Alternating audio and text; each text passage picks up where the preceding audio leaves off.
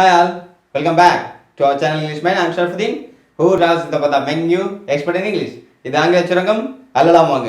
அனைத்தையும் அல்ல நமது இங்கிலீஷ் சேனலை சப்ஸ்கிரைப் பண்ணிட்டு பக்கத்துல பெல் பட்டனை கிளிக் பண்ணி ஆல் ஆப்ஷனை சூஸ் பண்ணுங்க.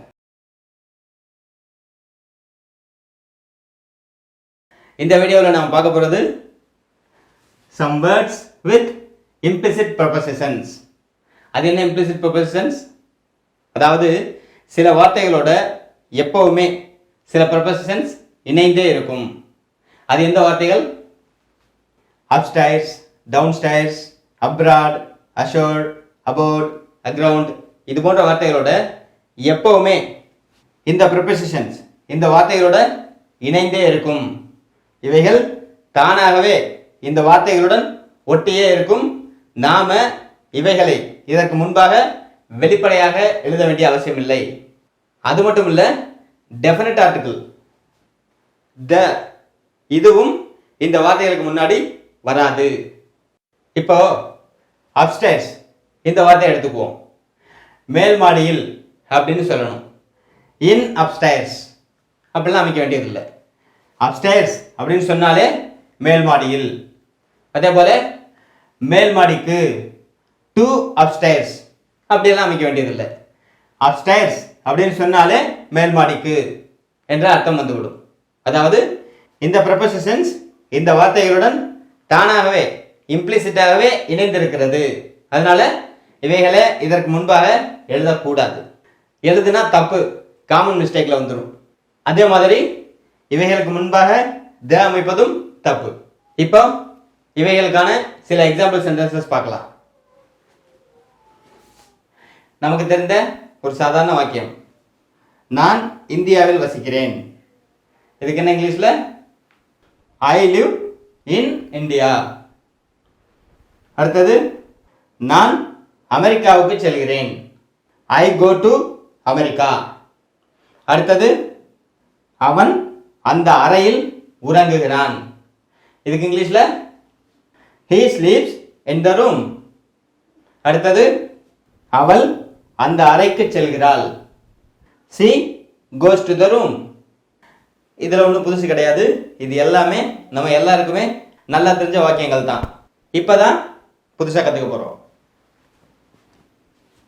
நான் இந்தியாவில் வசிக்கிறேன். இத இந்தியாவில் இதை எடுத்துட்டு வெளிநாட்டில், நான் வெளிநாட்டில் வசிக்கிறேன் அப்படின்னு மாற்றணும். அப்ப எப்படி வரும்? ஐ லிவ் இன் அப்ராட், வெளிநாடு. Abroad, I live in abroad. சரியா? தப்பு. ஏன்? அப்ராட், அப்ஸ்டைர்ஸ், டவுன்ஸ்டைர்ஸ் இந்த வார்த்தைகளுக்கு முன்னாடி இன், ஆன், டு, அட் போன்ற prepositions implicit இந்த வார்த்தைகளுடன் இணைந்தே வரும் என்று ஆரம்பத்திலே பார்த்தோம்.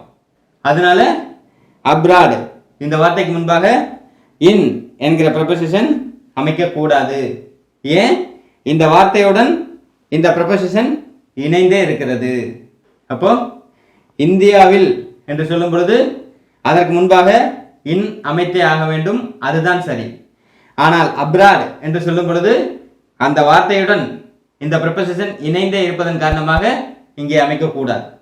அடுத்தது, நான் அமெரிக்காவுக்கு செல்கிறேன். ஐ கோ டு அமெரிக்கா. இப்போ அமெரிக்காவுக்கு என்பதை எடுத்துவிட்டு வெளிநாட்டுக்கு என்று வைத்தால் எப்படி வரும்? ஐ கோ டு அமெரிக்காவை எடுத்துட்டு அப்ராட் என்று வைக்கும் பொழுது அதற்கு முன்பாக டு என்கிற preposition வருமா? அப்ராட் அதற்கு முன்பாக டு என்கிற prepositionம் implicit இணைந்தே வரும். அதனால இது இங்கே வைக்கக்கூடாது. அதாவது என்ன அர்த்தம் அப்படின்னா, இந்த prepositionல இருந்து வரக்கூடிய சவுண்ட், ஒலிகள் எல்லாமே இந்த வார்த்தைகளுடன் இயற்கையாகவே தானாகவே இணைந்திருக்கின்றன. அப்படிங்கும்போது இருக்கிற ஒரு வார்த்தையோட மறுபடியும் அந்த வார்த்தையை கொண்டாந்து வைக்கக்கூடாது. இதைத்தான் நாம புரிஞ்சுக்கணும். இதுவே அமெரிக்கா என்று வரும் பொழுது அதற்கு முன்பாக இந்த preposition இணைந்திருக்குமா? இருக்காது. அதனால டு என்கிற preposition வெளிப்படையாக வைத்தே ஆக வேண்டும். அடுத்து, அவன் அந்த அறையில் உறங்குகிறான். இப்ப இத அறையில் என்பதை எடுத்துவிட்டு மேல் மாடியில் என்று வைப்போம்.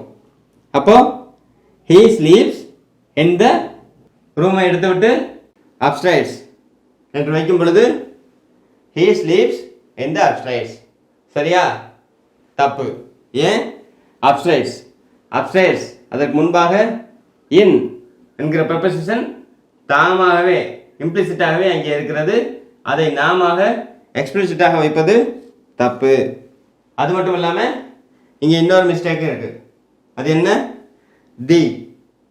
இந்த வார்த்தைகளுக்கு முன்பாக டெஃபினட் ஆர்டிகிள் தி வராது என்று ஆரம்பத்தில் நம்ம பார்த்திருந்தோம். அதனால அப்ஸ்டேர்ஸ் அதுக்கு முன்பாக தி வராது. அடுத்தது அவள் அந்த அறைக்கு செல்கிறாள்.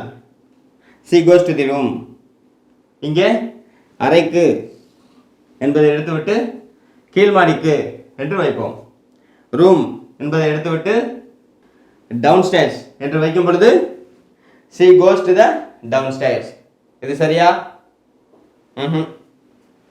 தி என்கிற டெஃபினட் ஆர்டிகிள் டு என்கிற ப்ரொபோசிஷன் இந்த வார்த்தைகளுக்கு முன்பாக வருவது தப்பு.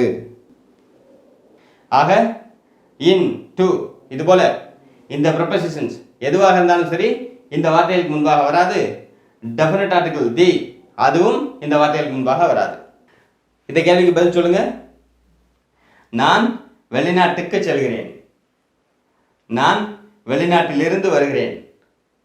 வெளிநாட்டுக்கு இங்கே இருக்கக்கூடிய இக்கு டு இந்த வார்த்தையுடன் implicit இணைந்தே இருக்கிறது என்று நமக்கு தெரியும். இங்கே பார்த்துருக்கோம். இங்கே இருக்கக்கூடிய இருந்து from இந்த வார்த்தையுடன் இணைந்தே வருமா? கிடையாது. அது implicit அல்ல, explicit வெளிப்படையாக நாமே வைக்க வேண்டும். I come from abroad நான் வெளிநாட்டிலிருந்து வருகிறேன். I go abroad நான் வெளிநாட்டுக்கு செல்கிறேன். இதை நாம கவனத்தில் வைக்கணும். அவ்வளோதான். இந்த வீடியோ உங்களுக்கு பிடிச்சிருக்கு நம்புறேன். பிடிச்சிருந்தா லைக் பண்ணுங்க, எல்லாரும் பயன்படுவதற்காக ஷேர் பண்ணுங்க. உங்களுக்கு வரக்கூடிய சந்தேகங்கள் எழக்கூடிய கேள்விகளை கமெண்ட்ல கேளுங்க. தொடர்ந்து நமது இங்கிலீஷ் சேனலில் வரக்கூடிய ஒவ்வொரு வீடியோவும் தவறாமல் உடனடியாக உங்களை வந்தடைவதற்காக யாராவது நமது இங்கிலீஷ் சேனலை சப்ஸ்கிரைப் பண்ணாமல் இருந்தால் உடனே சப்ஸ்கிரைப் பண்ணிக்கோங்க. இது ஆங்கில சுரங்கம். ஷர்ஃபுதீன் எம். சந்திப்போம்.